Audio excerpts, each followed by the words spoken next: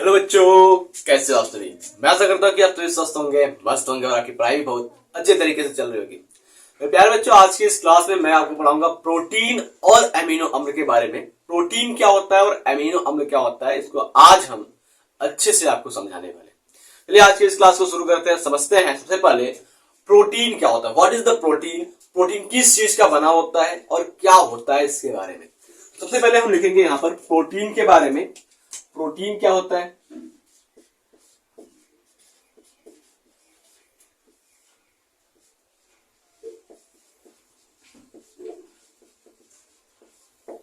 Protein की बात करते हैं। देखिए यहां पर अगर हम प्रोटीन की बात करते हैं तो ये प्रोटीन जो है वो एक शब्द है, प्रोटीन।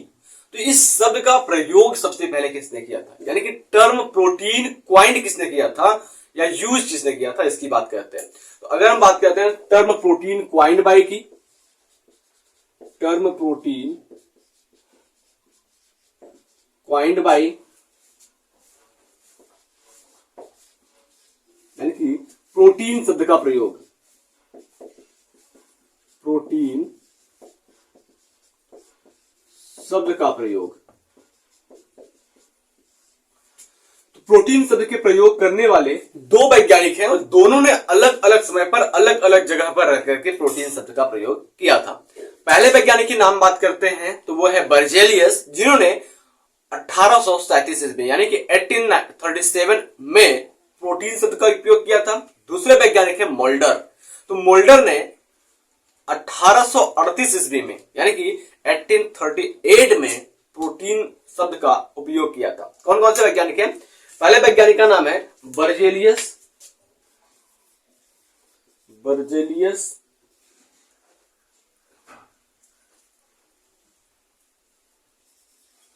इन्होंने किया था 1837 ईस्वी में। दूसरे वैज्ञानिक है मोल्डर,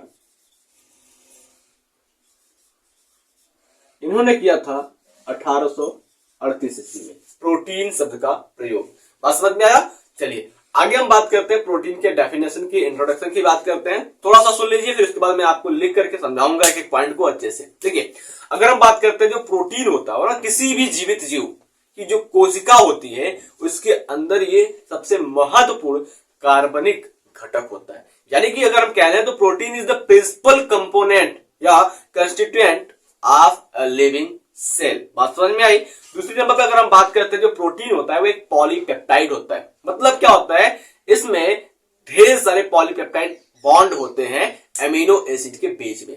अगर हम बात करते हैं जो एमिनो एसिड होता है ना भाई, एमिनो एसिड, इस प्रकृति के अंदर 300 प्रकार के अलग अलग एमिनो एसिड पाए जाते हैं, जबकि केवल 20 एमिनो एसिड ही प्रोटीन के निर्माण में भाग लेते हैं। समझ में आया। उस 20 एमिनो एसिड के अंदर पॉलीपेप्टाइड बॉन्ड बना होता है और इस प्रकार से प्रोटीन का निर्माण होता है। पॉलीपेप्टाइड बॉन्ड क्या होता है मैं आगे बताऊंगा, आपको अच्छे से समझ में आएगा। उसके बाद अगर हम बात करते हैं जो प्रोटीन होता है ना भाई, प्रोटीन का जो स्ट्रक्चरल यूनिट होता है यानी कि संरचनात्मक इकाई होता है प्रोटीन का, वो होता है एमिनो एसिड। यूं हम कह लें कि जो structural unit of protein is the amino acid. बात समझ में आई। चलिए इसी को हम लिख करके समझाते हैं, आपको अच्छे से आपको समझ में आना चाहिए बस। देखिए अगर हम बात करते हैं जो प्रोटीन होता है वो क्या होता है। प्रोटीन जीवित कोशिका की, जीवित कोशिका की प्रमुख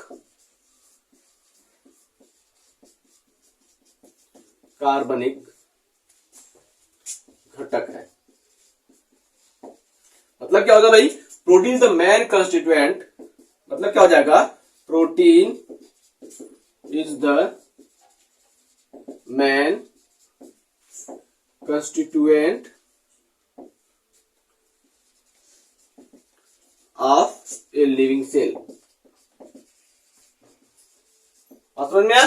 protein is the main constituent of a living cell. उसके बाद अगले नंबर पर बात करते हैं जो प्रोटीन होता है वो क्या होता है भाई। प्रोटीन अगले नंबर पर बात करते हैं तो प्रोटीन जो होता है वो पॉलीपेप्टाइड होता है, जिसके अंदर क्या होता है, एक लीनियर चेन होता है, मतलब एक सीधी श्रृंखला होती है 20 एमिनो एसिड की या एमिनो एसिड की। ठीक है। प्रोटीन क्या होता है, प्रोटीन आपके एनसीईआरटी में मेंशन है, प्रोटीन एक पॉलीपेप्टाइड है जिसमें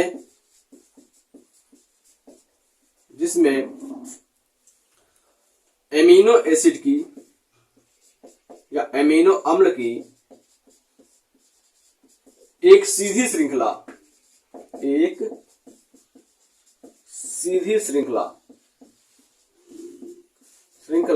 पेप्टाइड बंधों द्वारा बंधी होती है। पेप्टाइड बंधों द्वारा बंधी होती है। पेप्टाइड बंधों द्वारा क्या होती है? बंधी होती है। बात समझ में आई? चलिए अगला पॉइंट की बात करते हैं। इसी में अगर हम बात करें, इसी को इंग्लिश में कैसे कहेंगे, तो हम लिखेंगे कि प्रोटीन जो होता है भाई वो एक पॉलीपेप्टाइड है, यानी कि protein is the polypeptide.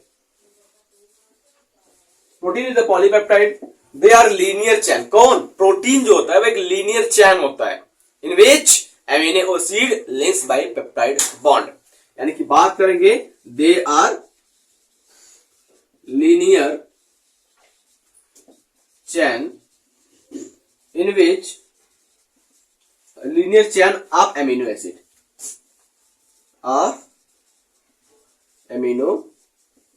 Acid linked by, यानी कि बंधा होता है, लिंक्ड बाय पेप्टाइड बॉन्ड। बात समझ में? Linked by peptide bond. इतना अच्छा समझ में आ गया ना भाई? चलो आगे की ओर चलते हैं। अगला पॉइंट क्या हो जाएगा? तो अगले पॉइंट में ये हो जाएगा कि जो प्रोटीन होती है वो तो पॉलीमर होता ही है। अगर हम बात करते हैं प्रोटीन की पॉलीमर, जो प्रत्येक पॉलीमर होती है उसमें कितना एमिनो एसिड होता है हमें पता। हम क्या करते हैं? हम कहते हैं कि प्रोटीन पॉलीपेप्टाइड है। किसका पॉलीपेप्टाइड है? एमिनो एसिड की। इस प्रकार से हम कह सकते हैं कि प्रोटीन क्या है? एक पॉलीमर है। तो पॉलीमर किस चीज का है? एमिनो एसिड का है। अब उस एमिनो एसिड की संख्या कितनी है जो प्रोटीन के अंदर पाई जा रही है? मतलब ये हुआ कि जो पॉलीमर प्रोटीन है उसके अंदर एमिनो एसिड की संख्या जो होती है वो 20 होती है। यानी कि बात करते हैं जो 20 एमिनो एसिड होते हैं वो मिल करके प्रोटीन का फॉर्मेशन करते हैं। बात समझ में आई? चलिए अगर हम बात करते हैं तो प्रोटीन एक बहुलक है 20 एमिनो एसिड का। ठीक है, लिख सकते हैं प्रोटीन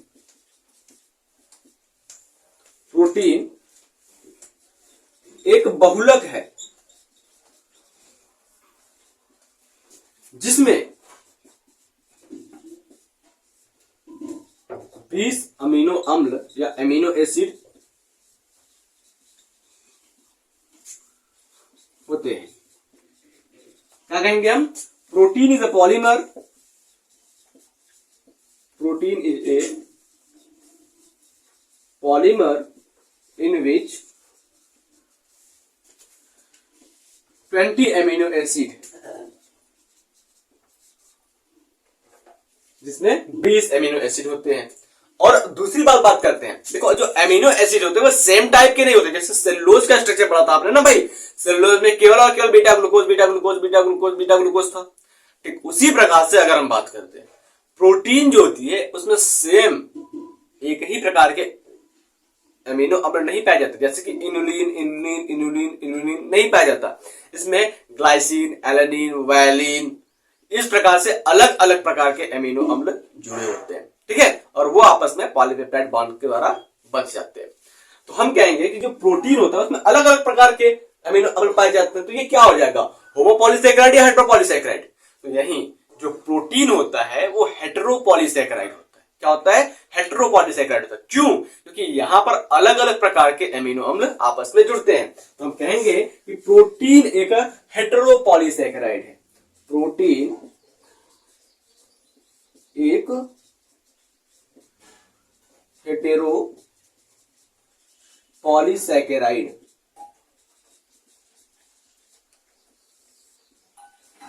है। यानी कि बात करेंगे प्रोटीन इज ए हेटेरोपॉलीसैकेराइड। क्या? हेटेरोपॉलीसैकेराइड नहीं जी, हेटेरोपॉलीमर। हेटेरोपॉलीमर है। समझ में आया? चलिए अब फटाक से आप इस पॉइंट को नोट कर लीजिए, फिर चलते हैं अगले पॉइंट की ओर। अगला पॉइंट समझते हैं क्या है ये।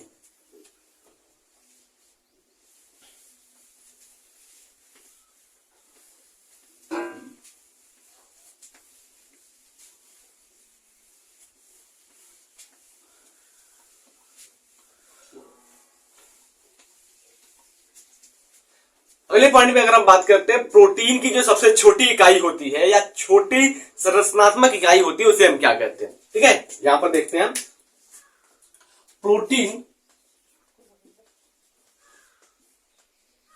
की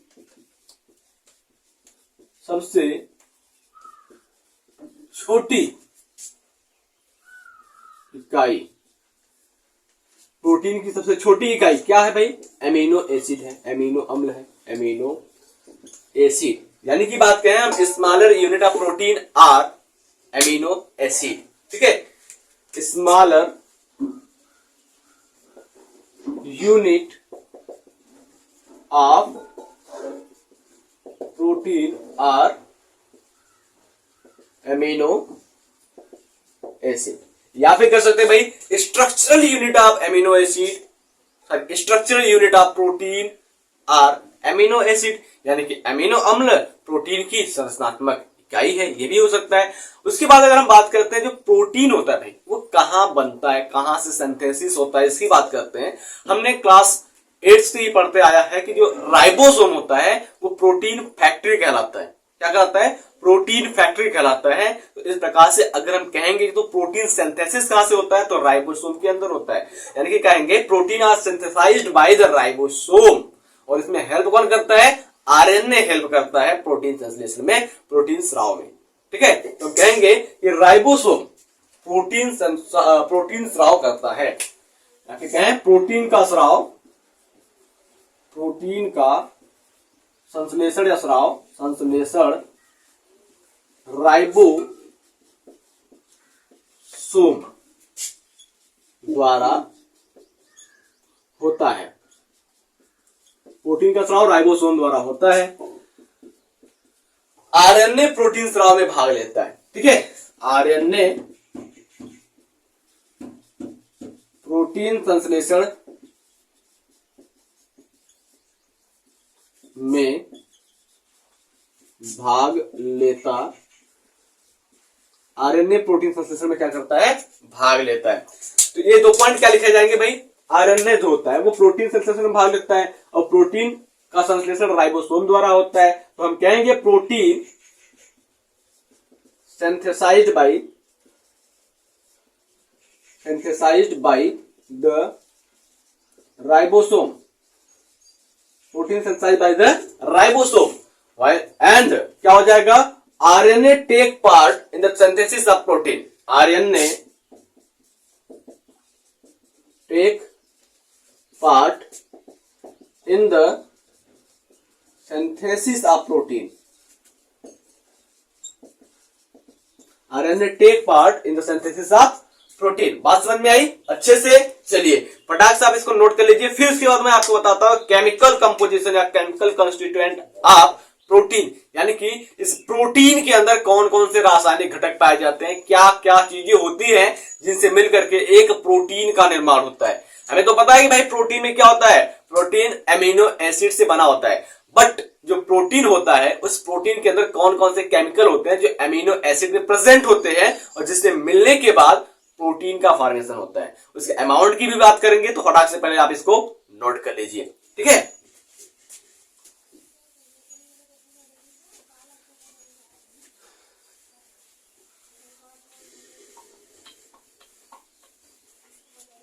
ओके चलिए शुरू करते हैं। अगर हम बात करते हैं प्रोटीन के रासायनिक संगठन की, प्रोटीन की रासायनिक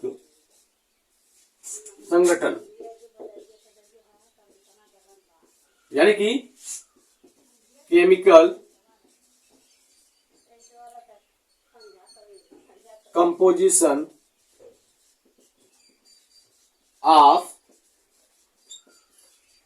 protein, chemical composition of protein की बात करते हैं। तो यहां पर देखिए अगर हम बात करते हैं तो आप एक याद रखिएगा, वर्ड है CHONS, CHONS यानी कि carbon, hydrogen, oxygen, nitrogen, sulphur. ये आपके मेन कंस्टिट्यूएंट हैं प्रोटीन के। बात समझ में आई? प्रमुख घटक है प्रोटीन के। अब अगर हम बात करते हैं इनकी अमाउंट कितनी हो जाएगी, यानी कि बात करते हैं क्या, कार्बन सी, इसकी अमाउंट कितनी हो जाएगी, तो प्रोटीन के अंदर 50% से लेकर के 55% तक, ठीक है, 50% से लेकर के 55% तक, ठीक है, कार्बन पाया जाता है। दूसरी बात अगर हम बात करते हैं हाइड्रोजन की,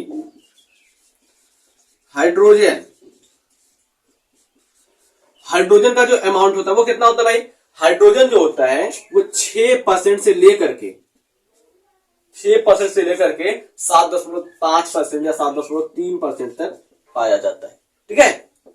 उसके बाद अगर हम बात करते हैं क्या है, ऑक्सीजन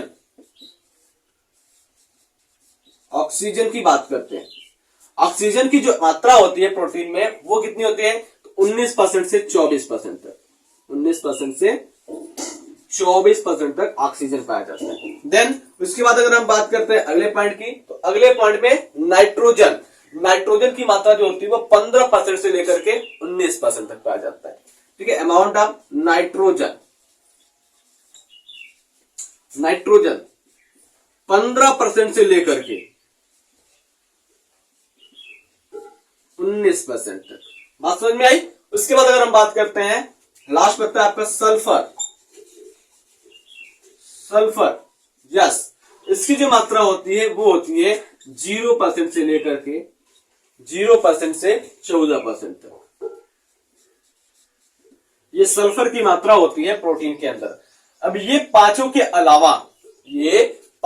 अलावा भी प्रोटीन के अंदर बहुत सारे मेटल्स पाए जाते हैं या फिर कहें आयंस पाए जाते हैं, ठीक है। इन पांचों के अलावा CHONS के अलावा ढेर सारे आयंस पाए जाते हैं, जो हैं, लिखेंगे हम, beside this element protein also contain phosphorus, iron, copper, magnesium, zinc, iodine. यानी कि इन तत्वों के अलावा protein magnesium, phosphorus, iron, zinc, iodine भी ग्रहण किए रहता है। यानी कि बात कहें, इनके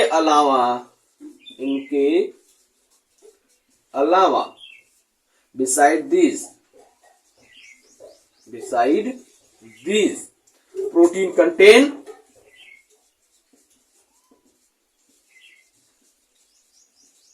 इनके अलावा प्रोटीन क्या ग्रहण किया जाता है, फास्फोरस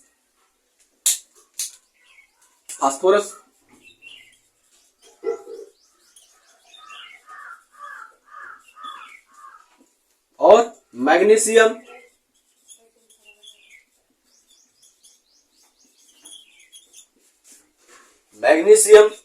आयरन, कॉपर,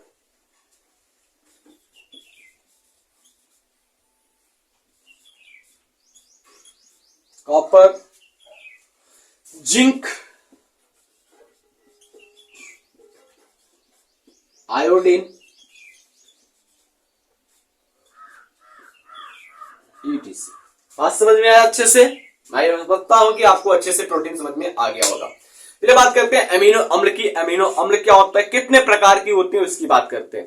ठीक है, अगर हम बात करते हैं सिंपली अमीनो अम्ल की, तो अमीनो अम्ल क्या होता है, ब्लॉक बनाता है, बिल्डिंग ब्लॉक बनाता है, किसने, प्रोटीन में। हमने क्या अभी पढ़ा था कि जो अमीनो अम्ल होता है वो प्रोटीन की स्ट्रक्चरल यूनिट होती है, संरचनात्मक इकाई होती है, या फिर हमने ये पढ़ा था कि प्रोटीन की सबसे छोटी इकाई अमीनो अम्ल होती है। बात समझ में आई? जस्ट एक सेकेंड।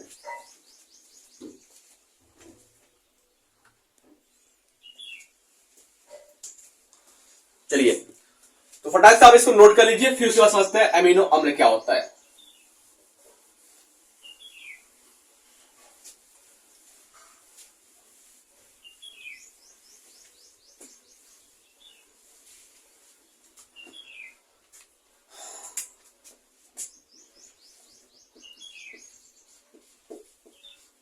अमीनो अम्ल,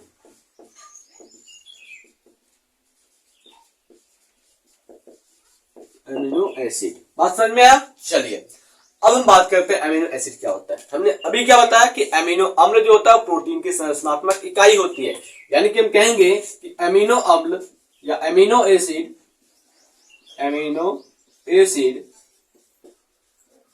प्रोटीन की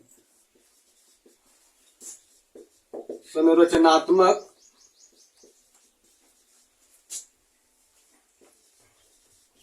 इकाई है। यानी कि कहेंगे हम क्या, amino acid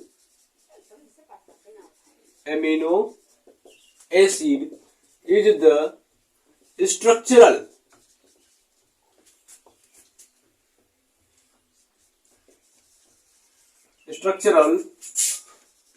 unit of protein. Structural unit of protein. बात समझ में आ रहा भाई? अमीनो अम्ल क्या होता है? प्रोटीन की स्ट्रक्चरल यूनिट होती है। देन उसके बाद अगले पॉइंट की अगर हम बात करते हैं, अगला पॉइंट क्या हो जाएगा कि जो अमीनो एसिड होता है वो नेचर में कितना पाया जाता है। यद्यपि अगर हम बात करते हैं हमारे प्रकृति में 300 प्रकार के अमीनो एसिड पाए जाते हैं, लेकिन उसमें से केवल 20 अमीनो एसिड ही प्रोटीन निर्माण में भाग लेते हैं। बात समझ में आई? तो प्रकृति में 300 प्रकार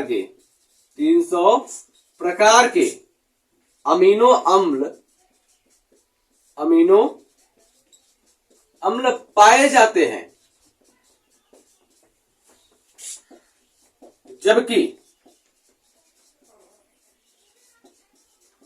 केवल 20 अमीनो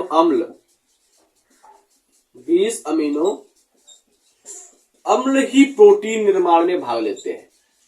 प्रोटीन निर्माण में भाग लेते हैं। ये पहला पॉइंट है, ये दूसरा पॉइंट है। यानी कि हमने क्या कहा अभी कि हमारे नेचर में क्या होता है, हमारे नेचर में although 300 about 300 amino acid are present in nature, while जबकि only 20 amino acid take part in the formation of protein. केवल 20 अमीनो अम्ल ही क्या करते हैं, प्रोटीन के निर्माण में भाग लेते हैं। बात समझ में आया? चलिए अगले पॉइंट की बात करते हैं। हम कहेंगे कि इच अमीनो एसिड यानी कि प्रत्येक अमीनो अम्ल के पास क्या चीजें होती है। तो प्रत्येक अमीनो अम्ल के पास मध्य में एक कार्बन होता है। क्या होता है? मध्य में एक कार्बन एटम होता है और उसके पास 4 अलग अलग प्रकार के फंक्शनल ग्रुप यानी कि क्रियात्मक समूह जुड़े होते हैं। ठीक है, तो हमने क्या कहा, इसको इस डायग्राम के माध्यम से, स्ट्रक्चर के माध्यम से समझते हैं कि प्रोटीन के प्रत्येक अमीनो अम्ल के पास क्या होता है, मध्य में एक कार्बन एटम होता है। इस कार्बन एटम को हम क्या करते हैं, अल्फा कार्बन कहते हैं। क्या करते हैं? अल्फा कार्बन कहते हैं। इस कार्बन से 4 अलग अलग प्रकार के ग्रुप जुड़े होते हैं, समूह जुड़े होते हैं। पहला जो समूह होता है वो होता है एमीन समूह। क्या होता है? एमीन समूह। एमीन समूह मतलब NH3, एमिनो ग्रुप की बात करते हैं ना, एमिनो ग्रुप, एमिनो ग्रुप की बात करते हैं। ये क्या हो जाएगा? NH3, ये जुड़ गया। दूसरा जो होता है वो होता है कार्बोक्सिलिक ग्रुप। क्या होता है? कार्बोक्सिलिक ग्रुप, जिसमें COO होगा, कार्बोक्सिलिक ग्रुप जुड़ रहा होता है। तीसरा जो एटम होता है वो होता है हाइड्रोजन एटम। तीसरा क्या होता है? Hydrogen atom. चौथा जो होता है वो इस श्रृंखला को, इसके स्ट्रक्चर को बढ़ाने वाला साइड चेन R जुड़ा होता है, जहां पर एक और कार्बन आकर के एमिनो एसिड के स्ट्रक्चर को चेंज कर देगा, नेम को चेंज कर देगा। तो चौथा जो होता है वो क्या होता है? एक R साइड चेन जुड़ा होता है। क्या होता है? R नाम का साइड चेन जुड़ा होता है। बात समझ में आया? तो इसको आप लिखेंगे कैसे कि प्रत्येक एमिनो अम्ल के पास मध्य में एक कार्बन परमाणु पाया जाता है, जिसको अल्फा कार्बन परमाणु कहते हैं। इस अल्फा कार्बन परमाणु से 4 अलग अलग क्रियात्मक समूह जुड़े होते हैं। पहला क्रियात्मक समूह एमिनो समूह NH3, दूसरा क्रियात्मक समूह COOH कार्बोक्सिलिक अम्ल होता है। ठीक है, कार्बोक्सिलिक समूह होता है। चौथा हाइड्रोजन एटम यानी कि हाइड्रोजन परमाणु। पांचवा क्या होता है, सॉरी चौथा जो होता है वो क्या होता है, ये R साइड चेन होता है। बात समझ में आया? तो इस प्रकार से आप इसको लिख लेंगे। मैं यहां पर नाम लिखता हूं। देखिए ये क्या हो जाएगा, एमीन समूह, एमिनो समूह हो जाएगा। ये है आपका एमिनो समूह, एमिनो ग्रुप या एमिनो समूह हो गया। ये क्या है भाई, आपका कार्बोक्सिलिक ग्रुप हो गया, कार्बोक्सिलिक ग्रुप हो गया। ये क्या है आपका साइड चेन। ये क्या है आपका हाइड्रोजन एटम।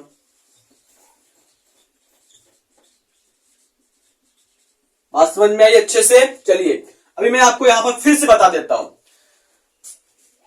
प्रत्येक एमिनो एसिड के मध्य में एक कार्बन परमाणु पाया जाता है जिसको क्या करते हैं, अल्फा कार्बन कहते हैं। क्या कहते हैं, अल्फा कार्बन। ठीक है, अल्फा कार्बन कहते हैं।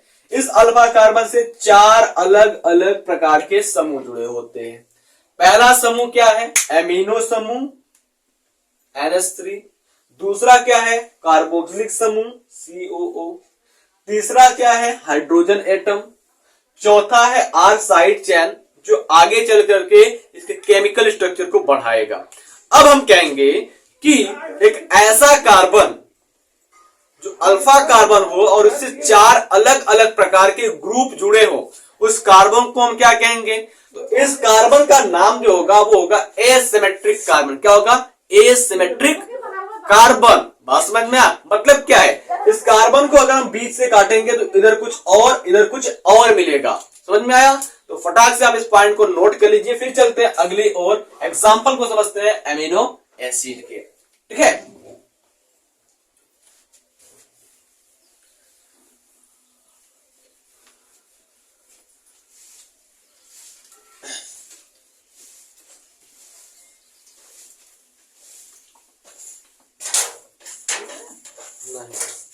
पांच मिनट। देखिए अगर हम बात करते हैं एमिनो एसिड के एग्जाम्पल की बात करते हैं बेटा, देखो एग्जाम्पल में हम बात करेंगे 20 अमीनो अम्ल की। तो मैं आपको यहां पर नाम बता रहा हूं एमिनो अम्ल का, और बगल में मैं आपको पूरे एमिनो अम्ल के डायग्राम का पिक्चर लगा दे रहा हूं ताकि आपको अच्छे से समझ में आ जाए। ठीक है, चलिए अब अगर हम बात करते हैं एमिनो एसिड के एग्जाम्पल में आता है ग्लाइसिन, एलानिन, ठीक है, वैलिन, ल्यूसीन, आइसोल्यूसिन, ठीक है, पॉलीएलानिन, ट्रायोफैन। इस प्रकार से एमिनो एसिड की 20 होती है। एग्जांपल मैं लिख दूं, देखो ग्लाइसिन, एलानिन, वैलिन, ETC, ये एमिनो एसिड है। समझ में आया? 20 एमिनो एसिड होते हैं। मैं 20 का यहां पर क्या कर रहा हूं, स्ट्रक्चर लगा रहा हूं, आप देख लीजिए। ठीक है, फटाक से इसका स्क्रीनशॉट लेकर के रख लीजिए। चलिए शुरू करते हैं, अगले पॉइंट को समझते हैं। हमने क्या कहा था कि जो एमिनो एसिड होता है वो पॉलीपेप्टाइड बॉन्ड बनाता है। किसके लिए, प्रोटीन के निर्माण के लिए। तो प्रोटीन का निर्माण कैसे होगा, कैसे ये पॉलीपेप्टाइड बॉन्ड बनाएगा, उसकी बात को हम समझते हैं।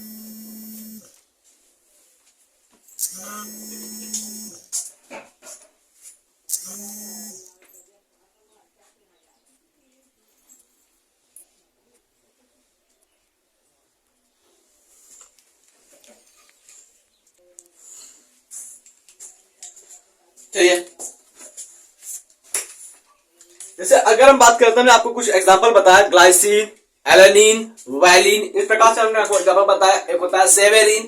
तो इस प्रकार से अगर हम बात करते हैं तो एक amino acid, 2 amino acid, 3 amino acid की स्ट्रक्चर देखते हैं ताकि हम पॉलीपेप्टाइड बॉन्ड को बनाना सीख सके। ठीक है, चलिए अगर हम बात करते हैं आपके ग्लाइसिन एमिनो अम्ल की,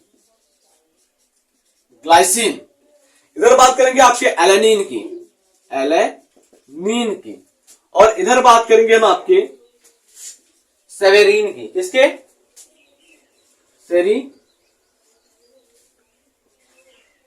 की। ठीक है, चलिए अब अगर हम बात करते हैं ग्लाइसिन में क्या होता है, हमने क्या बताया, एमिनो एसिड के सभी स्ट्रक्चर में क्या होता है, मध्य में कार्बन परमाणु पाया जाता है, इससे क्या होता है, एक एमीन समूह लगा होता है, एक कार्बोक्सिलिक समूह होता है, एक हाइड्रोजन एटम होता है और एक साइड चेन आर होता है। अगर आर की बात करें तो वो क्या करता है, नंबर ऑफ कार्बन को बढ़ाता है। तो ऐसे अमीनो एसिड जहां पर केवल एक ही कार्बन हो तो उसको हम लिखेंगे क्या, इस प्रकार से। तो ये क्या हो गया आपका, ये ग्लाइसिन का स्ट्रक्चर हो गया। अब इसी स्ट्रक्चर को हम क्या कर सकते हैं, दूसरे तरीके से लिख सकते हैं, क्योंकि इनको पॉलीपेप्टाइड बॉन्ड ना बनाना है तो इसको हम दूसरे तरीके से लिख सकते हैं। कार्बन एमीन समूह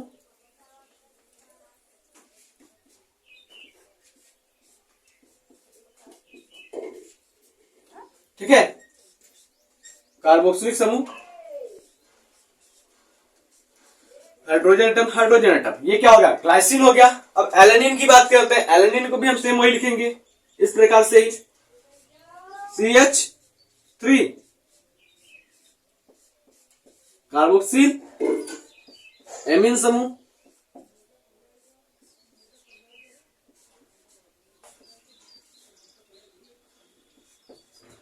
और सेवेरिन की बात करते हैं, सेवेरिन में क्या हो जाएगा, थोड़ा सा इसका स्ट्रक्चर अलग हो जाएगा, थोड़ा सा क्या हो जाएगा, अलग हो जाएगा।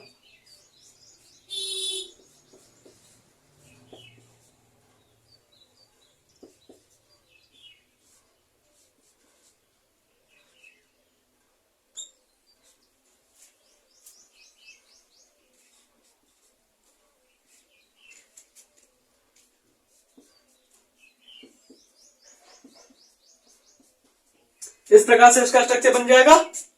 चलिए अब हम बात करते हैं पॉलीपेप्टाइड बॉन्ड कैसे बनेगा। ठीक है, फॉर्मेशन ऑफ पॉलीपेप्टाइड बॉन्ड की बात करते हैं। ये क्या होगा, ग्लाइसिन एलेनिन सेवेरिन हो गया। तो अब हम बात करेंगे क्या, formation of polypeptide bond,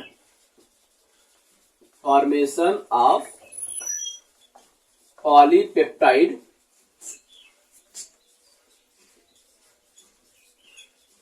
polypeptide bond के निर्माण की बात करते हैं, क्योंकि हमने पढ़ा ना भाई, प्रोटीन जो होता है वो पॉलीपेप्टाइड होता है, इसे कई एमिनो एसिड पॉलीपेप्टाइड बॉन्ड द्वारा जुड़े होते हैं। तो उसी पॉलीपेप्टाइड बॉन्ड की बात करते हैं। हमको क्या है, केवल केवल पानी निकालना है, चाहे वो ग्लाइकोसिडिक लिंकेज बॉन्ड हो चाहे पॉलीपेप्टाइड बॉन्ड हो, हमको क्या करना है, केवल और केवल पानी निकालना है। तो देखो क्या करना पड़ता है, यहां से एक ऑक्सीजन ले लें, ऑक्सीजन ले लें, यहां से क्या करेंगे, हाइड्रोजन ले लेंगे, दो ठो, यहां से क्या करेंगे हम, दो ठो हाइड्रोजन ले लेंगे, हाइड्रोजन परमाणु। जब दो ठो हाइड्रोजन परमाणु एमीन समूह से और एक ऑक्सीजन परमाणु कार्बोक्सिल से लिया, तो यहां से क्या हो जाएगा, पानी बाहर, H2O निकला। फिर से यहां पर क्या हो जाएगा, यहां से ऑक्सीजन परमाणु, यहां से दो ठो हाइड्रोजन परमाणु। ठीक है, फिर क्या हो जाएगा, पानी बाहर, समझ में आया, पानी बाहर हो जाएगा। तो अब क्या हो जाएगा, अब तो बन जाएगा ग्लाइकोसिडिक लिंकेज। इसको मैं क्या करता हूं, छोटा करके लिखता हूं ताकि जल्दी से अच्छे से समझ में आ जाए। देखो नाइट्रोजन एक है, NH3, ठीक, कार्बन एक है, ये क्या है, दो ठो CH है, जो जैसा है वैसा ही लिख देता हूं इसको,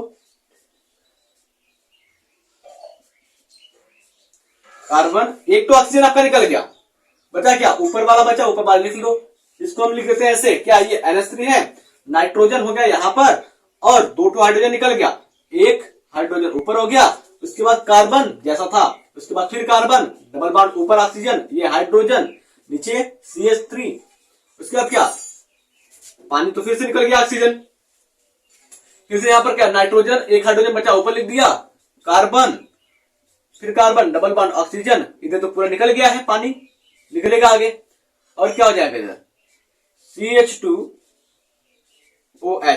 ये हो गया, और इधर हाइड्रोजन हो गया।